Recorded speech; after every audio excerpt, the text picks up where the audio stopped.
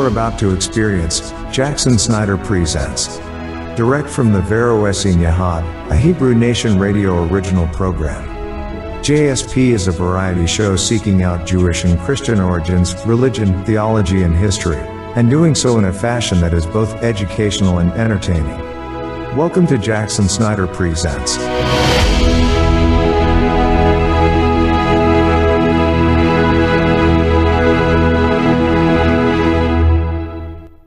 Is anybody here listening? I am, and he's not here. Yeah, we're listening. I hear you. Well, here's a celebrity joining us right now. Not the one I expected, but a celebrity in his own right. That's I know. I heard my name. But I don't know what you were saying. We were expecting a guest star tonight. Somebody that called me up and said that they had to talk about something on Tuesday night, and they didn't show up. But here we've got a different guest star, a real star. And that's you, brother. Yeah. So, what's going on with the Sukkot event later in the year? We've got about 5 prospective places, and Thursday night then, we're going to try to decide which one once we get all the facts. So we ought to know Thursday or Friday where. Why, are you planning to come? I mean, are you going to be a guest? I'd love for you to come. Come down from New York.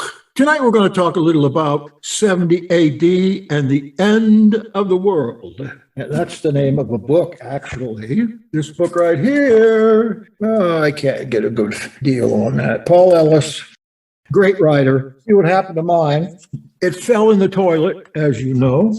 It fell in the toilet. Is the angel Gabriel trying to tell me something here? So if so, I'm going to just start out with a little bit of problem I have with this book. Let's just sweep it out of the way, and then we can talk all we want about what's inside. This writer and a lot of people that call themselves preterists, they see that in 70 AD, or throughout that, not only that revolt, but the next one after that, 134 AD, that God took any promises away from the Jews and transferred them to, and I quote, the church. That's a big problem I have with preterism, such as it is. I was talking to a preterist about it one time, and they said, but they're all different stripes. I was going to say pederists. Nah, not the right one. Preterists. All different kinds of stripes. If you look around enough, you're bound to find one that believes the way you do. I don't see it like that. And we had something in our service that pointed to what really happened, and that is a blessing upon Hebrews and a mixed multitude. If anything happened in 70 AD, it wasn't that the promises of Israel were converted over to the Christian church, but that the promises of Israel have been repromised to ALL, to all. And this is what it looks like in Romans chapter 11, when Paul tries to talk about all Israel. He is almost doing the same thing as the preterists. He's kind of saying, yes, all Israel will come in eventually. But I see all the people becoming the mixed multitude, and then all people who will rend their hearts and receive will be the heirs to those promises. No longer like Jews and Gentiles anymore. It's just not that way. Now it's whoever will rend their hearts. All may, rather than any promises being moved over. Every time I read a preterist book, I've always got this same problem. I think if he's got this wrong, is anything right? Give us a paraphrase of Ephesians 4. It's the unity. It says that we are all one, that we are all one. Exactly what you're saying. Well, isn't that exactly what Yahshua was saying in his high priestly prayer, John 17, especially toward the end? We don't have that special status on account of blood anymore. We have a special status because the promises were already given, and we have accepted those promises and thus received those promises. So that's my main problem with it. There's a couple of things I really like about it, though. once you get through Matthew chapter 24 and part of 25, he says, okay, we're done with this part now. Let's talk about a few other things. And he uses some of the little sayings and paraphrases and stories out of Matthew 24 and 25 to show some moral lessons. I don't know if you have the book there. I'm not quite done yet, but I'm in part B. And let me see if I can find a page. Yeah, for instance, page 95, the faithful servant. And I think it's a chapter or two ahead of that. Keep watch is another chapter. Heaven and earth, another chapter. He's out. Now, he's actually got a header here, the last prophecy. That's on page 85, 84, 83 in the heaven and earth section. What do you like about the dichotomy between the preterist and the futurist here? Do you think it's fair? Do you think he's accurate in this? I think you've read this book or got through part of it. Do you like that feature? Okay, if you're not familiar with what I'm saying, he has, for instance, at the beginning of a section, he has Mr. Futurist saying Jesus is discussing the future destruction of the cosmos and the end of the world. Of course, you know that's a mistranslation there, end of the world. And then he has Mr. Preterist, usually correcting Mr. Futurist. Josephus described the temple as having an inaccessible heavenly part and an accessible earthly part. Well, the Holy of Holies is the first, the holy place is the second. Thus, heaven and earth is shorthand for the temple. It was Elohim's heavenly seat on earth. What about Yahshua, his ascension? He comes out of the grave and he sees the Magdalene there. And he says, don't touch me. I have not yet ascended to your Father and mine. I believe that he's not talking about ascending up to the sky. I believe that he's talking about ascending to the Temple Mount to show himself to the priests. That everybody who had some kind of skin infection had to do in order to be pronounced clean. You probably heard that teaching about the leper Messiah, that Yahshua must have had some kind of a skin disease. I don't know, but he had to fulfill all righteousness by going to the temple and being absolved by the priest. That was the righteousness he had to fill. That was part of the Torah in regards to not only skin diseases, but other things too. And this is what I think. It's a double entendre, because I think Ellis is right when he says that people at that time believed that heaven and earth was in the temple, as contrasted with skies and land. Almost every time we see the word sky or heaven in the scripture, the word behind it is skies plural. Usually no indefinite or no definite article there at all. It should always be skies, plural, or almost always. So Sean, yeah, hurenos in Greek, kailum in Latin. Yeah, your spelling was pretty good, but in the Greek it's urenoi. It's plural without the ha before it, without the definite article. So then he blames Josephus for setting people off in regards to this. He doesn't believe the same way as I that what Yahshua was doing was going up to the temple. Look, he came to fulfill all righteousness. Righteousness is the Torah, right? We read that in 1 John 3:4, something like that. The Torah is righteousness. It says that he needs to go to the priest because he was dead. His skin was dead. So he goes to the priest. He can't be touched before he goes to the priest because he hasn't been proclaimed clean yet. I don't think I've read that anyplace else, but I strongly believe that if he's going to fulfill all righteousness, that's what he has to do. Again, Ellis doesn't actually say this, but he kind of hints at it. And I've never seen it written anyplace else. What about you, Sean? What do you think? I think I think it was a very good book. I thought it was super entertaining the way that he wrote it, with the two going back and forth. I won't ruin the ending for you, but the ending is even better. It's funny, but I think that what he said probably, once you read through the churchy parts of it, just the meat of what he's saying, I am pretty much in full agreement. It's Josephus, just all you got to do is read the Jewish wars, and you can see that. The question is, it doesn't happen again. Really, that's the ultimate question, you know? But as far as the book goes, I thought that was an excellent read. It was easier for me to read that one than it was The Mystery is History. And they both, even though they both kind of covered the same subject material, this one was a little bit more of an entertaining read, but I liked The Mystery of History as far as the conclusions and the kind of the actual material presented in there, I thought was more accurate, in my opinion. Yeah, Mystery of History. If you know Adam Drizzle, he's really a really quiet person. He's a choleric person. If you know what I mean, choleric, I don't know how to explain that word otherwise. Yeah, studious, but not mellow. He can be mellow, but yeah, right, chill. He's a great guy. He also wrote a polyglot with the Torah, parallel Torah in Hebrew, Torah from the Septuagint, and 2 English versions. Big, thick book. That would have driven me crazy to do that. I mean, the entire Torah, 5 books.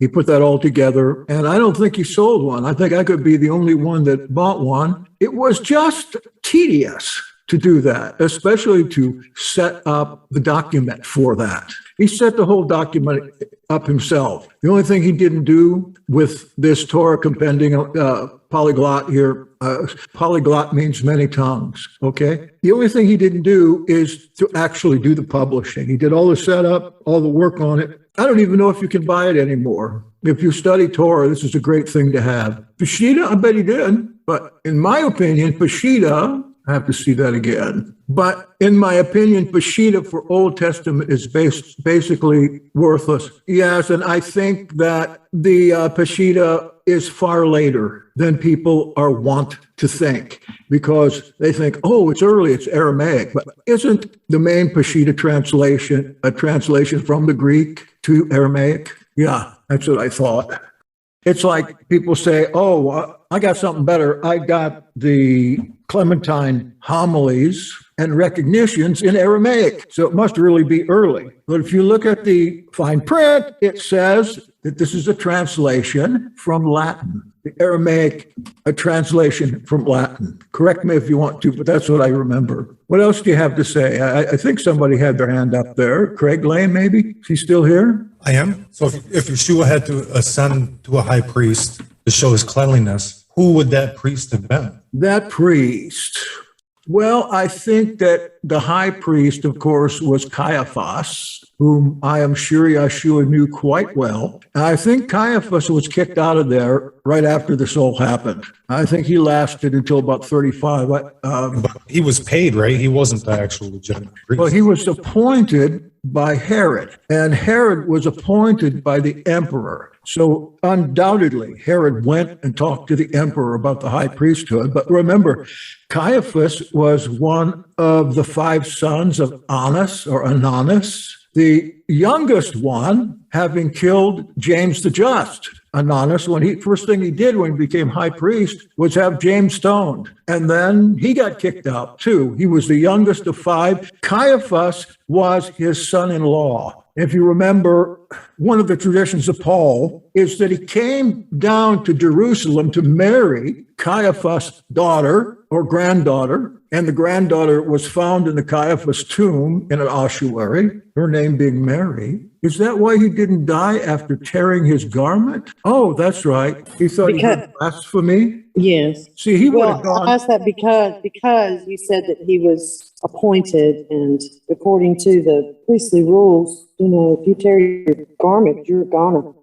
Remember that part that says, I'm not sure where, show yourself alive to the high priest. And I just never thought about that. And if he goes to see Caiaphas, he's going to the same priest who had him killed. I guess he would make a very good witness to Yahshua's being alive after being dead. I want to take a look and see. I think Caiaphas was done very soon after the crucifixion. Let us see. Wasn't it clear that John Baptist was the legitimate high priest? That's who Yeshua was. But he was a Zadokite. So Well, he was still kept his priestly title, but he couldn't come in and be a high priest. Yeah, he was qualified. That's why they went after this family all the time. on Yeshua, I think it's clear that Yeshua thought he was qualified too, because that's went to for the immersion. Why else would the gospel writers say that he was Yahshua's cousin to link the families? I don't know if he really was or not. I know other sources date John the Baptist far different than the New Testament. Yeah, I think that he was a legitimate high priest, and I think Yeshua tells us that when he goes to get baptized by him. Oh, That it fulfills Torah, and when he says, no, you have to do it to me, that's the role of the high priest. Yeah, and his mother was of that lineage. He was legitimately, could have been seated as the high priest. Definitely. I think you're right there. And I don't know why Wikipedia doesn't have the date of his leaving. I'm pretty sure that he got kicked out. Because that was a political office. It's what? That was a political driven office. They were electing or putting people that they wanted into that. Oh, yeah. And being paid for that.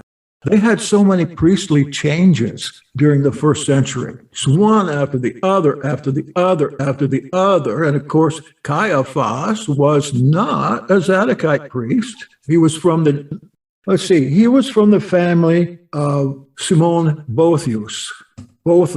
I don't know why this doesn't say Caiaphas. Annas had been high priest from 6 to 15. So you see, there's the old man, Annas, who was kind of an anus. And then his youngest son was also Annas or Ananus, the last of that family to be high priest. And again, the one that saw to the stoning of James. Now, why? I'm sorry, I'm not going to just sit here and talk. I can't find. I'm going to look under high priest. Go ahead, somebody. Tell me what you think. If you read any about it, or even if you know something about preterism, or if you disagree with it, that's fine too. High priest. I have a thought on it, Jackson. Just the only type of a future fulfillment I don't see like a rapture type scenario. You bang my computer. There we go. Like some people do either though. But I think that it all depends on what Israel does. I mean, I really believe that I think people miss when they think that prophecy is about the entire world when it's not. It's clearly about the land of promise that Yahweh gave to Abraham and told him to step it out. So nations that are occupying and invading and terrorizing that land is the people I believe that the prophecy is about. So to me, if they repeat the same things, they rebuild a temple or tabernacle or whatever and start sacrificing again like they're already doing, then I pray that Yahweh does not have that happen again or something like it. And if that's the case, then I pray Paul's right and we are raptured out of here. I don't particularly myself see a pre-trib rapture, but there's a case for it. If you interpret it that way, I get it, So to me, it's kind of I watch the land. I don't think of the whole, and I like how you always say, well, you see world, but we know that doesn't mean world. And that's really important. I hope people do see that, because if you get out of the world mindset and put it back to land like it should be, it makes a world of difference. But that's all I have to say, brother. And it's one of the most insidious mistranslations in there. It gives churchmen more power. Okay, so here we have Yosef ben Caiaphas, 18 through 36. So yes, it was right after that. And the son-in-law of the high priest Ananus ben Set. So he was out of there, and who followed him? Yonatan ben Ananus. So there was another Ananus there, Yonatan, and then Theophilus ben Ananus, Jonathan ben Ananus in 44, and yet another one, a Matthias ben Ananus. But something wrong with this dating here, because James was put to death in 42, and this says, this says 44. So Ben Ananus was only in there for maybe 3 months. And at the killing of James, the people went nuts. Tell the rabble to be quiet. We anticipate a riot. That's from Jesus Christ Superstar. This common crowd. That is an oldie right there, brother. I remember seeing that. A couple of years ago, they had a new production of that on Passover. I remember I was at Marseille, just got to be 2 or 3 years ago. If you can get NBC's production of that, you're either going to love it or you're going to hate it. Go take a look at it. I think it's really cool. But I don't know how you could beat the original recording, not the stage play, but the recording of Jesus Christ Superstar that came out in 1970 when I was in high school. People went nuts over it, and there was more stink about it. But the way they have these guys portrayed, the council of the elders, that's one of the funny parts of the whole thing. It's just genius. Go look into your ancestors' stuff in 1970. You might like it. Okay, next. So I guess what I could ask you is, where do you stand? We're going to disqualify the idea of it happening again. Let's disqualify that, okay? Because that's not part of this survey. Well, no, this is a brand new, just 3 or 4 years ago at the most. The one in 1973, there were 2 or 3 other movies made, and then there was the original stage play. But I think the greatest singers, especially the one that plays Jesus and the one that plays Judas and the one that plays Simon Zelotes, in the original recording, the one with the kind of harp-like logo on the front of it, download it from YouTube, listen to it. You'll get inspired. A lot of playhouses, very amateur playhouses, did do a rendition of Jesus Christ Superstar even then, but a lot of them put on a final act. And that final act was the resurrection, that being missing from this. So here's a survey. Where do you feel most comfortable? Preterism just means happened before. And I don't know of a better way to put it than that. Maybe pastism. Okay, let me finish the survey and then I'll get to them. Did this happen in the past or is it going to happen in the future? We're talking about everything that's written there. And it all needs to be written there. It all needs to come to pass in a very short time. Where do you feel most comfortable? They all have to come to pass at the same time. Huh? I mean, Yes, it does. It does. You know why? Because of what it says in Revelation 22 about adding or subtracting. And it gives us, in the Revelation part, 7 years. In the Olivet part, you got 40 years, one generation. But put it in the chat, please. Where do you feel most comfortable? And I'm going to put on Melissa, please. Can you hear me? I hit the wrong button. I was going to say that when I was in the Church of Christ, they were very studious studiers, and they taught that everything, all the prophecies already happened, that Revelation already happened. And I didn't stay there long enough to get to that part to hear exactly their whole spiel. But I was also going to say it goes against I wanted to get up on another subject and say the rapture, the way it's described, goes against what Jesus, Yahshua, said, unless I'm misunderstanding that the tares are gathered first and then the wheat, right? Yeah. So I'm wondering, are they talking about two different things? Or, so I always thought that the ones that get taken away are the bad guys, not the good guys. So we're going to have to make a decision when we see what we think is angels taking us. Are we supposed to be trying to go? And I'm thinking, I'm staying. I don't want to go because I know that the tares are going to get gathered and I don't want to be a tare. So I'm staying back to go to the barn. All right. There's another terrible interpretation there. I mean to say that those that are taken away in context with the rest of the passages is they're going to slavery or they're going to be crucified. That is, again, in the course of that 7 years, if not 1 million, pretty close to 1 million of Jews were taken away and sold in slave markets everywhere, taken away and put in the arena with gladiators or to fight each other, taken away and put in the gallows to work until they died. This is a good time to watch Ben-Hur. If you've never seen Ben-Hur, you're going to get a Hollywood chance to really get into some of the background of what was going on at that time. In fact, what's the name of the guy that directed that? Oh, shoot, very famous. At the beginning of the movie, he tells us that he personally saw to this movie being as accurate historically as possible. That's Ben-Hur. No, you're thinking of the 10 Commandments, not Ben-Hur. Okay, you're talking about the book Ben-Hur? Yes. All right, now, guess what? These texts showed up the Arco volume, full of books that purportedly were burned in the fire in the first century, showed up all of a sudden. It contained the Acts of Pilate, the Gospel of Nicodemus, the testimony of Gamaliel, and several other such books. And this made a big splash when these things got on the market. You may contact us at Jackson Snyder Presents at this email address, veroyahad@gmail.com. That is veroyahad@gmail.com. And let me remind you, you are listening to Jackson Snyder Presents with your host tonight, Bogdan G. Shrumkov. Thank you for listening. We'll be right back.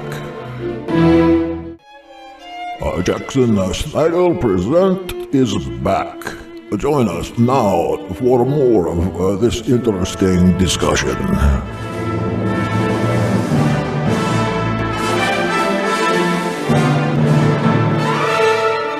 Some authentic work coming from the first century, written by Hillel III, written by Gamaliel, written by Pilate in this book, except for one thing that gave it all away. There was a paragraph in the Arco volume. I'm sure you've read this. If you've read the Gospel of Nicodemus, you certainly have. There was a paragraph stolen out of Ben-Hur in there. Exactly the same. So I've been asked that a million times. What about the Arco volumes? They're good to read, but I guess unless the writer, like Hillel III, was a prophet and he was predicting the book Ben-Hur.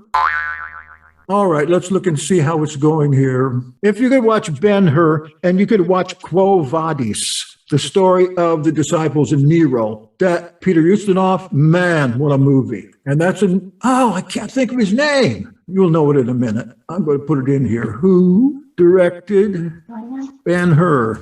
No, William Wyler directed Ben-Hur. Who directed Quo?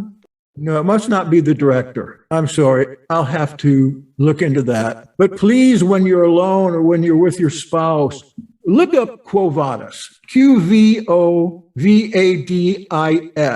Those are the words of Yahshua, who spoke to Peter while Peter was leaving Rome, getting out of Rome when they were killing the prophets there in the time of Nero. So Jesus comes out of the orchard and walks up to Peter, who's walking on the road away, and he says, Quo Vadis, Quo Vadis. That's how you would pronounce that. Where are you going? And then a little boy with Peter prophesies.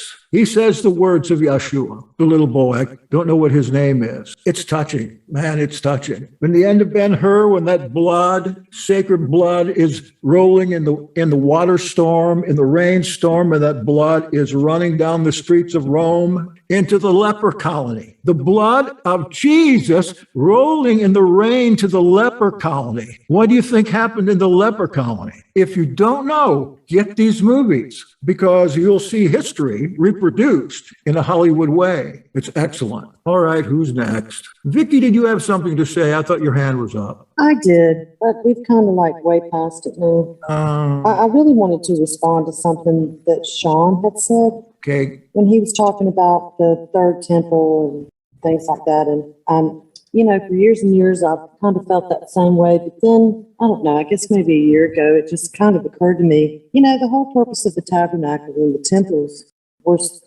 they were supposed to lead to Mashiach. And so I wonder if it happens again. I used to have the idea, this should not happen, and it's a bad thing, and all of this. But maybe this is the temple. If it does happen, maybe this will be something that the Father can use to open the eyes. Well, the Father prophesied it, it's the day of the Lord. You've seen that plenty in the line of prophets. Mm-hmm. So maybe they'll get it this time. I hate to be cliche, but third time's a charm, right? Well, of course, in this book, they're also using the terms the end of the world, because one of those gospels Probably Luke says, and it's Matthew 24. What is the sign of your coming and the end of the world? I don't know how they could translate aeon as world. It means the end of the age. Exactly right. I thought that's what it said, was end of the age. In my King James, it says end of the world. Is it italicized? What? Is it italicized? No, I don't know if it's in the latest editions of the King James. Certainly not. Maybe the New King James is italicized. Well, let me see. And I wanted to address your question there, Steve, as well, before we're going. Sign of your world. coming. I had the King James. What does it say? Mine says world, Matthew 24:3. Yes, end of the world. So the New International says end of the age, aeon. English Standard, aeon. Berean Study Bible, end of the age. Berean, the end of the age, or consummation of the age. King James, end of the world. I think King James is the only one that's got the end of the world. But you see, that's just another means by which King James and his councils of lords used in the translation of that Bible, well, even calls Elohim Lord in order to gain and keep power. Doesn't Jesus say the end of the world's coming? Praise the Lord. I'm sorry, the Aramaic Bible in plain English says the end of the world. Contemporary English version, end of the world. Douay Rheims Bible, end of the world. Okay, rest of them, end of the age. Good question. As far as Jerusalem splitting into three, where does that fit in?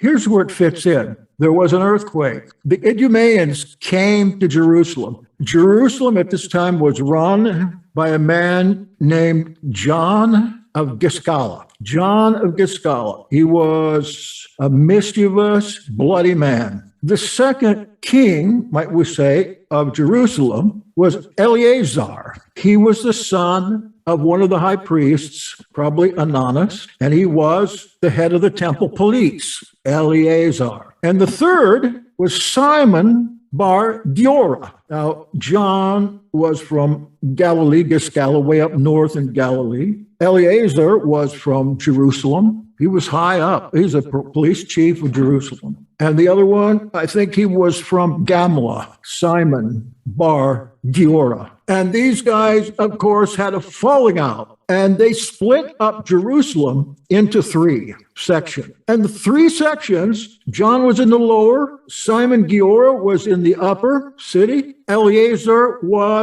took over the temple. And they put up their own walls, though they wanted to keep as many of the common people in there as possible into their place, because they robbed them all the time. And they burnt their food up, and they crucified their own people. And upwards of 1 million people were murdered in there, if you can call starving to death murder, because John of Giscala also burned down all the food supplies.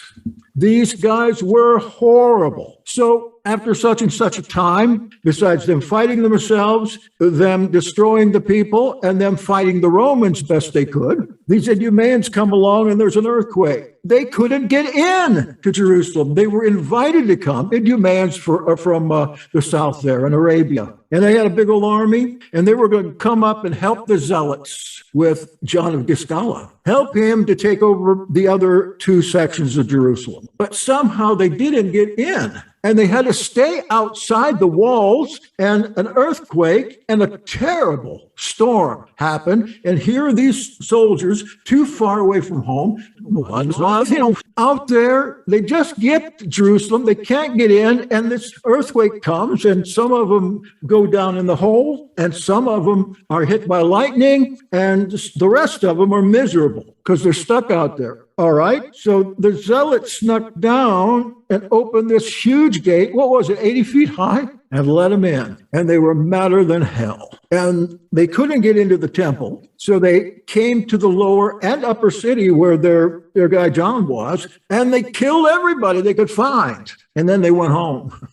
And so that's where we get Jerusalem being split into three and a great earthquake. Those three factions, they could also be pretty well explained as the three frogs out of the beast's mouth. Oh, whether we believe in futurism or preterism or not, this is good to know this history. The problem with it is, though, that you can't find hardly anybody to talk to about it. Nobody knows it. Best to get on YouTube. and ask somebody there who's never read it, who only reads the Bible. That's very impressive. Well, I know a lot because I only read the Bible. All right. So, my friends, last words. I'm sorry I did so much talking, but you didn't want to talk. I have this book scanner here now. I've got a notion to scan this book off because I know $8 is just too much for some of you to pay. I'll give you $8. Well, I can send you a link to Amazon. This brand new book was $8. How much, Sean? How much is yours? I got the Kindle version. I think it was $2.99 or $3.99. You would think that this book would sell like crazy. But who cares? Who cares? Christians don't want to hear that, brother. You know that. Yeah. I want you to go on and do Revelation as well. I would like to do Revelation, but I never will. Oh, did you read that we have the Nazarene Acts in French now for Haitians? Raised hand, Sean. Your hand's raised. Yeah, brother, I think you should reconsider that. If you could find the time to do a Revelation study, because I know on our Yahad site, there are some good studies by a couple other people, but they're not like chapter by chapter comprehensive. That might be a very profitable thing. I mean, I know it's probably a lot of work though, but I did lectures on it. I think 10, 14 lectures that are on the site out there, like Revelation Uncloaked or something like that several years ago. Adam joined me on one of those. Did I tell you about the story of how I became a preterist? He got on to debate with me on it online. He was a futurist, strong futurist. Now, last time I heard from him, he can't even talk about it in his group. He can't even talk about it there. There's so much trouble with it. The mystery is history. That's why nobody likes that. Yeah, they got very hostile. When he first started, he was going to go through the book, but he did one session. People were so upset. I think Marcille was there, actually. She used to belong to Adam's group. Okay, Sean, finish it up. That's something that I was thinking about today. Is I think maybe a lot of the problem is a lot of these churches are not unwilling, but I think there are a lot of, like I said before, they're babies. They're small in the faith, being or leading babies, and they're not willing to. That, like you said, if it's not between the covers of their King Jimmy or any other Bible, they're not interested. And how in the world can you come to some of the deep? I mean, short of the Ruach just giving it to you, but I mean, if you're going to study it out, you need other writings other than the Word. Otherwise, you're just going to stay at that surface level, I think. Do you think the Ruach's going to give somebody the history of Israel in the first century if they're too lazy to read it? Nope, not at all. I don't think so either. They've been on the teat way too long. If I would have known that was what it was going to say, I wouldn't have read it. It's a little risque, don't you think, Vicki, for this particular session? It's true. Mm-hmm. Okay, so is that risque? I apologize. I think it's spelled T-E-A-T. I was wondering that, but I wasn't sure. Or in the vernacular, T-I-T. Yes, well, that I didn't know. All right, just want to look at the chat here a little bit. Yeah. Steve, yeah. Well, I would write a book. You have to, if you're going to write Revelation, you got to include the Olivet Discourse. You guys were willing to support me for 6 months. Then you can have all the profit. Think about it. What do I need? I need French burnt peanuts. We can have all the, what did you say? I need French burnt peanuts. And if you support me for 6 months, then everybody that's ever had a Nazarene Acts will be able to buy one of these. Or we can have, who's that guy up in Canada that's almost married? Nerva. So he'll have everybody offensive by the first chapter. Funny. Now, I'd really like to do that. I don't think I've been wanting to do it. And this Paul, I've been wanting to do Paul for the longest time. Can I say something about the Nerva situation? When he invited you into his room for that talk, he did not tell anybody to say anything to you. That was he that did that on his own. Zoomer was very offended that they chased you off like that, and he was so mad. Well, he started right in, but look at it here. There's this guy named, and he's the one that asked me to come to that group. And I told him, if you can guarantee me that I am not just going to get ambushed when I get there. I didn't stay 10 minutes. They ambushed me. I mean, they were mean. Then they asked questions that maybe their grandma made up. I'd try it again if they held questions to the end and then kept the questions pertinent to what we were talking about. I thought that Christopher Enoch did an excellent job when I was on there. Less than $5 a pound. I wanted to do the Paul book, Paul, Apostle Paul, Rumors, Lies, and Dirt, or Paul of Tarsus, Apostle or Apostate. I'm still not sure. I like the first one better. So I'll walk the line. He did a total of 3. Who's that? Yeah. It was great. I so enjoyed it. And I think one of the reasons it's enjoyable is because he did a good job running it, and that the masses that were on there just couldn't get on and talk, because some of the things they wrote in the chat were just way off the wall. All right, who's got the last word tonight? Thank you for coming. Again, thank you, especially those that came right before for the Sukkot discussion. I feel so much better about that now. Thank you. And this one, I just have to apologize for talking too much. Ambushed, could be. I feel safe, even if you don't agree with me. That's okay. You know why? You're among friends, so Anaya better watch out. Love conquers all, sister. Now, my bodyguard quit. That was Commander Lee. He quit. Yeah, but now you have all those angels. I do feel protected. I sure do. I should have been dead many times. I just got my doctor, my cardiologist, retired, gave me 3-inch stack of the last 14 years of my medical history. He didn't tell me anything. I look at that now. I just looked at it yesterday for the first time. It's got to be angels. It's got to be an Elohim charmed life. Keep praying for me. I thank you for every prayer, especially you, Anne. You got it. Yahweh bless you. See you Thursday. We were talking about the rapture in 70 AD, and we've got these books, Taken to Heaven in AD 70. I haven't got into that yet. And the 70 AD, the end of the world, we got into that some. Probably most of you have read at least a little of that. And this book here, Taken to Heaven, relates a third book on this subject, the most influential of them all. And it's Ed Stevens. You might know Ed from Facebook. He's the head of the whole preterist movement in the whole world. And the name of that book is Expectations Demand a First Century Rapture. I have that book. I've had it for probably 5 years. I read it cover to cover, full of question and some answers. Personally, I think that Revelation 7 plus 14 are proof enough for me as to why we were talking about why didn't it get written up someplace in some early writing? Well, it didn't get written up probably because there was so much confusion,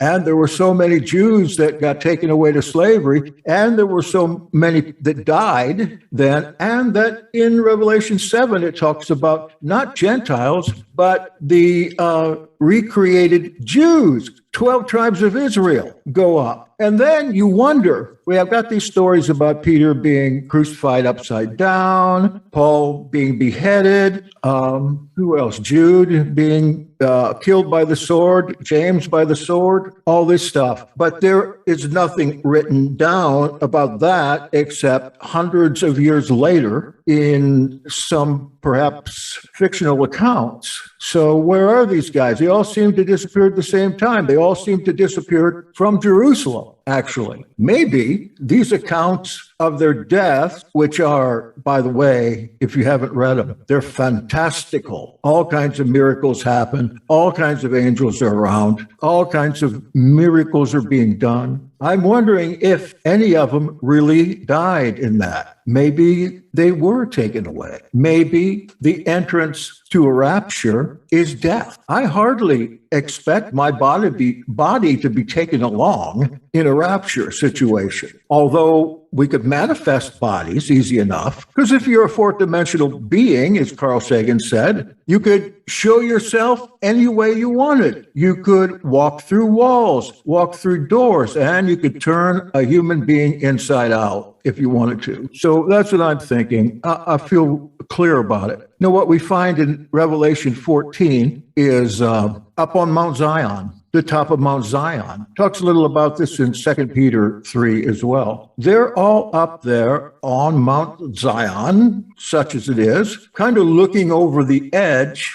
Yahshua dressed for battle, and all these, what they call in their saints, Kadoshim, are with him. And Josephus reports these armies up in the sky, and with that and the disappearance of all these people, I mean, what if it was a literal 144,000, 12,000 from each tribe, with the exception of the tribe of Dan? What if they disappeared? Who would know? No, nobody would know, because the chaos that was going on at that time. For sure. Nobody. How would you even know? That's the question. All we have really, and some others, but Revelation 7, Revelation 14, if they have anything to do with what was going on in 70 AD and during that time period, then just read the description. They are up in the air. And we know they're all dead, because when John, I guess, or some, but no, when the saints, they want vengeance. They want blood vengeance. Yeah. And Yahshua tells them the angel says, when the cup is full, the cup of the blood of the saint. I'm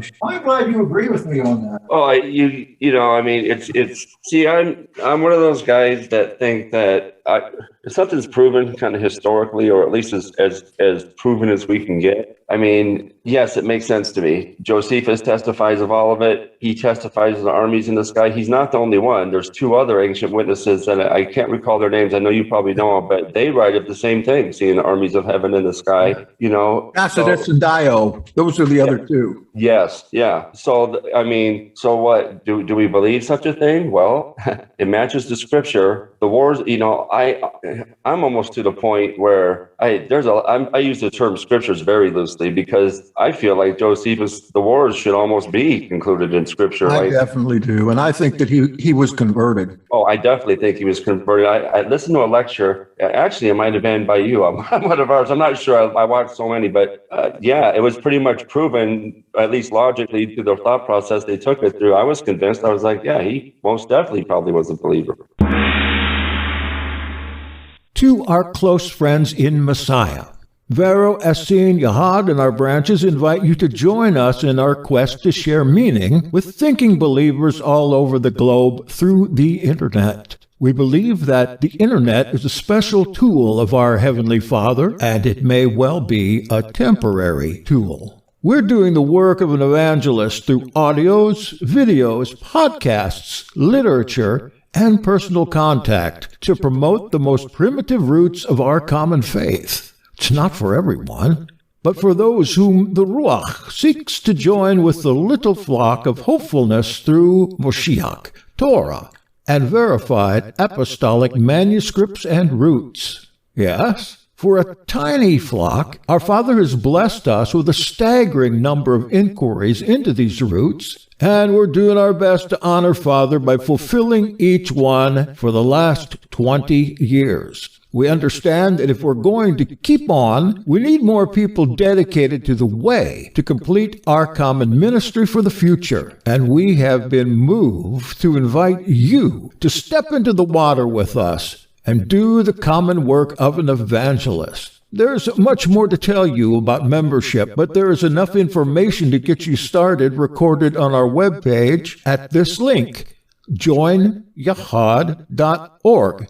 joinyahad.org. Surf on over. If you feel called to what you read there, or what you've heard in our various venues and witnesses, you'll also find on that page a link to our primary membership form. We hope you'll take a few minutes to read that page, pray about what you should do and how you might help. If you feel a calling, fill out the membership form and click Submit. We hope you will. And we hope that when you do, you'll be given a vision for our new direction in Yahad in 2021 and following. Sincerely, your friend, Jackson Snyder, writing on behalf of the members and friends of this ministry. Again, that link is joinyahad.org. And if you're not already out there, here are a few more facts. The Vero Essene Yahad, New Earth Restoration, and Douglas Essene Ministries are equal opportunity ministries that are chartered in Florida as a volunteer association.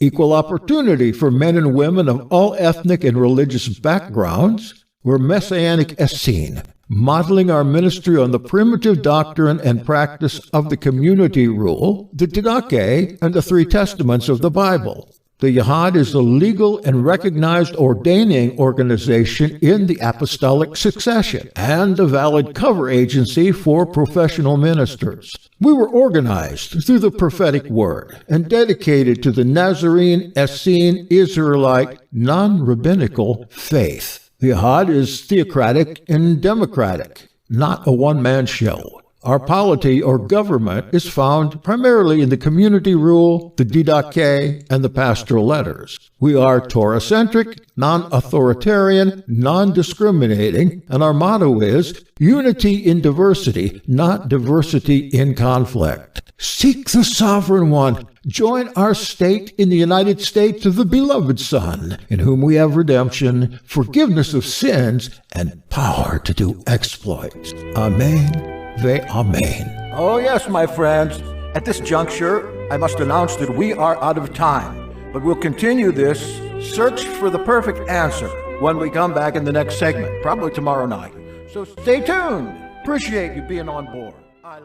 You have been listening to Jackson Snyder Presents on Hebrew Nation Radio.